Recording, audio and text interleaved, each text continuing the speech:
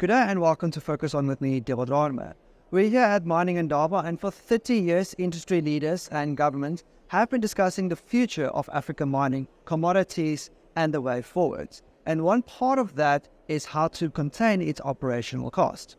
Joining me to discuss this in more detail is Francisco Baudrand, Vice President and CEO of Enaex Africa. I want to get a better understanding as to Enaex's involvement in helping mining leaders when it comes to containing the operational cost.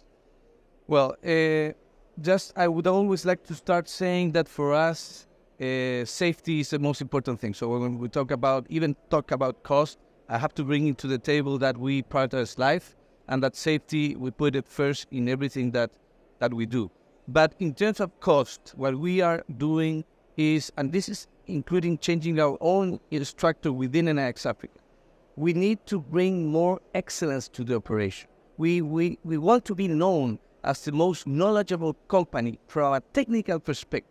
And to do that, of course, we will need to upskill our people. But the relevant thing is when you have people that are upskilled, when you have technical knowledge, you are able to do a lot of things for the productivity of the mine. Just a couple of examples. Technically, you know that you can have wider drilling patterns, so you have less holes to load with explosive. You use less explosive. You get a better fragmentation. So in the whole process, the savings are big. And for that, the use of technology is key. We are using technology. We are adopting artificial intelligence, digitalization. We have a project, what we call Enaex Bright. And basically, as I say, these are going to give so good information to take good decisions previously the design of the blast. And that ultimately counts in a higher productivity and much better efficiency for the mine, which is what the customers want now. They need to cut costs because we are in a bad cycles in terms of commodities. So we are trying to be very empathetic with them. But it's not only about decreasing prices. This is about increasing the productivity of that mine, of that customer, and we are the experts to do that. You touched on technology, which is quite relevant because AI has progressed quite far over the past couple of years. But how are you using AI to continue transforming the mining sector? I think that there's a consistency that I like in terms of this because, first of all, we have a purpose, which is to humanize mining. And that's why many years ago, we started with the project of teleoperations. When you do teleoperation, basically, you have, again, to upskill people, and you're able to teleoperate an MMU, a track, far from the ground. That's also something that's very relevant for safety, because we are exposing less people in the ground, and we are driving the MMU far away. That was like the first stage. But, of course, where we are going is to autonomous operation. And for that, artificial intelligence is key. So we are using artificial intelligence to upgrade from the teleoperations to autonomy. Very interesting. We have done a partnership with the University of Stellenbosch. And I want to highlight this because with that, this partnership is for robotics projects, is for technology projects, and also that will help us a lot to fast-track this artificial intelligence path in South Africa. And remember, we always say, Enaex is a global company. We're the third largest explosive company in the world. We are global. We are in many continents. But when we are talking about Enaex Africa, we act as a local company. That's why I feel very proud in the sense that, for example, partnering with a local university. We could partner with many universities in the world, but this local university is good at that. So another example about technology, Davidtronic, that is our electronic detonator. The technology, when we acquired the Bigfoot, was sitting in France, and we imported all the product. But today, the Davidtronic is produced locally in South Africa. That's not only about jobs and bringing technology, it's also bringing technology to South Africa that was sitting in France. You transfer the technology to South Africa, and that's a very good example. And there's a very important other, I would say, advantage of having our Davitronic plant in South Africa that has to do with the security of supply, because the detonators are there. You don't have to fly them from France. And I think lastly, it's interesting to talk about, when we talk about security of supply, more than talking about technology, this is something that I know it's one of the key pains for any customer, is to have the most important raw material on time and available, and that's ammonium nitrate. And for that, we have done a couple of projects, but the most relevant is that we have increased our facilities to storage ammonium nitrate, which is the key raw material for our industry, on a 70%. And I can tell you this has been difficult to obtain because licenses and permits have been more difficult to obtain in the last years. And we have just inaugurated that warehouse. We had to do a big investment to be in compliance with all what is needed.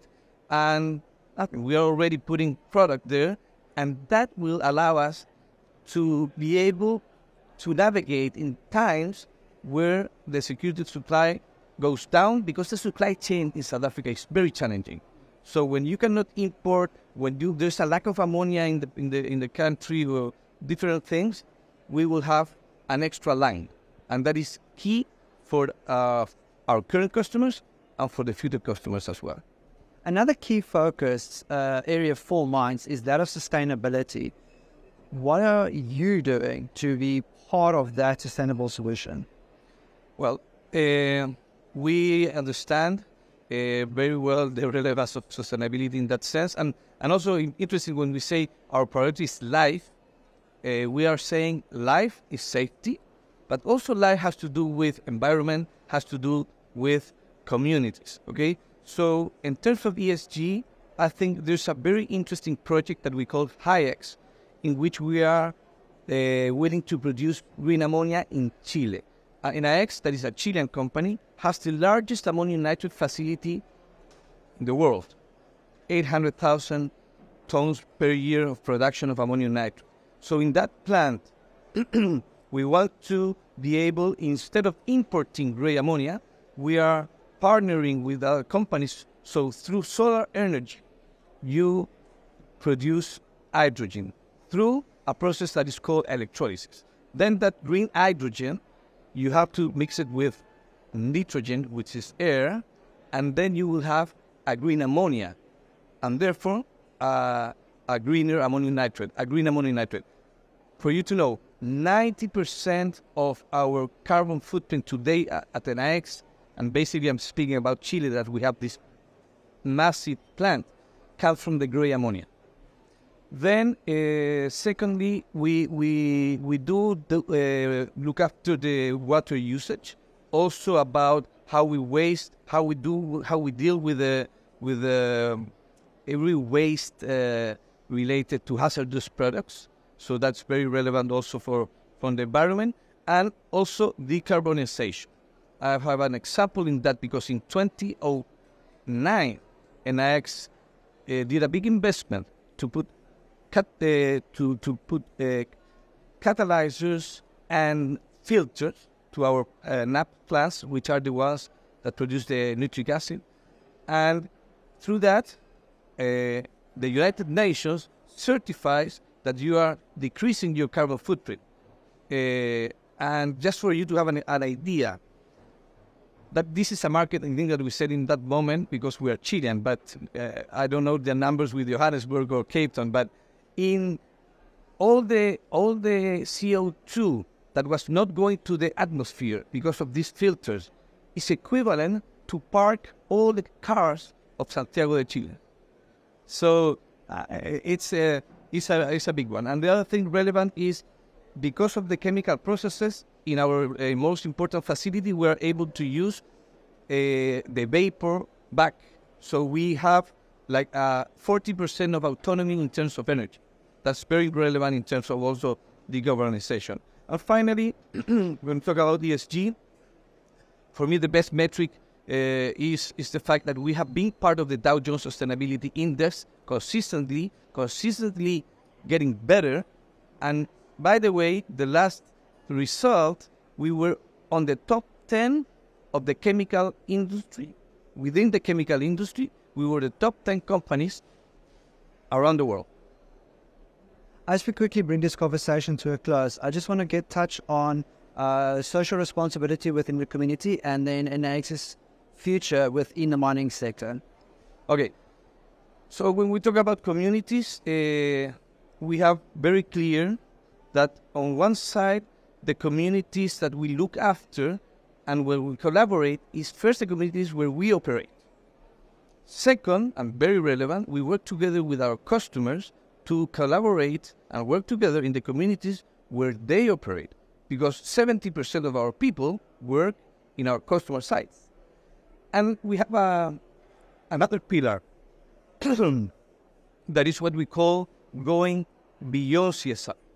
And for that, we have chosen the early childhood development as a key area that can be improved in South Africa. It's very well and understand that if you don't impact the life of the people at that age, you don't have enough nutrition. If they don't have enough learning, first, the nutrition is a big problem because you don't, you don't develop your brain enough, and you might not be an asset to the society, which is very bad.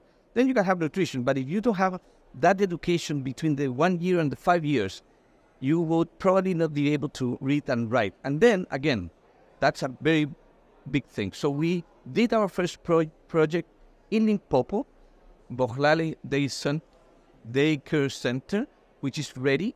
We doubled the infrastructure. We are upskilling the teachers because we want them to really know and learn. It was nice because when we did the ribbon cut there, the kids were already being able to identify colors. They were able to speak a little bit of English.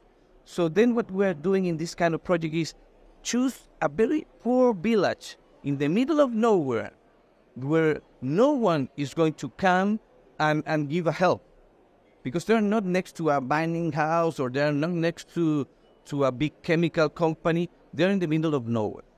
And this pre-primary school fits a primary school. So now we're moving to upgrade and help the primary school. And in parallel, we have identified an early childhood development center in the Eastern Cape. Again, poor village.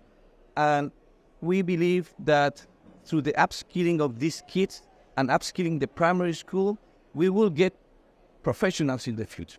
Hopefully some of those professionals can work with us because the brand will be with them. That was Francisco Baudrand, Vice President and CEO of Enaex Africa. And that's how we wrap up this episode of Focus On.